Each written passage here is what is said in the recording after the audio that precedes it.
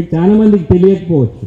మీరు అనుకుంటున్నారు రాజశేఖర రెడ్డి గారు చనిపోయినారు కాబట్టి రాష్ట్రం విభజన జరిగింది అని అనుకుంటున్నారు. యాక్చువల్గా ఇదే ప్లాన్ 2009లోనే డివైడ్ చేయాలని ఉన్నారు. రాజశేఖర రెడ్డి గారు ఉండగానే ఆయన తీవ్రంగా వ్యతిరేకం చేసి రాజీనామా చేస్తానని గందరగోళం చేసి ఇదంతా మాకు తెలియదు. పై లెవెల్లో జరిగింది. సేమ్ వే 2014లో చేసిండేదే 2009లో చేయాలని ఉన్నారు. ఆఖరి రోజు అసెంబ్లీ జరుగుతూ ఉంది. నేను చీఫ్ విప్గా ఉన్నాను. ఆ రోజు ఈ రెజల్యూషన్ పెట్టు అన్నాడు. ఆ రెజల్యూషన్లో we're for the state of Telangana అని రాసింది. నేను చదివాను.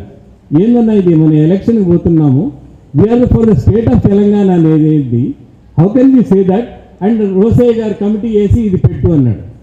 లేదన్నా ఇట్లా పెట్టినామంటే ఎలక్షన్ పోతుంది, ఏం మాట్లాడుతున్నారు, ఏంది ఇది అంటే, నా చేతిలో ఏం లేదు, కిరణ్ ప్రణబ్ ముఖర్జీతో మాట్లాడు అన్నాడు. నేను గాది వెంకటరెడ్డి గారు, మన నూజివీడు అప్పుడు మన పాలడుగు వెంకట్రావు దగ్గర 45 నిమిషాలు రాజశేఖర్ రెడ్డి గారు నలుగురు కాన్ఫరెన్స్తో ప్రణబ్ ముఖర్జీతో మాట్లాడి we're for the state of Telangana బదులు we're not against the state of Telangana చేసేదానికి మాకు దగ్గర 40 నిమిషాలు ఇది గెలిచిన తర్వాత మేము ఇది జరగదులే అని అనుకున్నాం. ఇది అన్ఫార్చునేట్గా జరిగింది.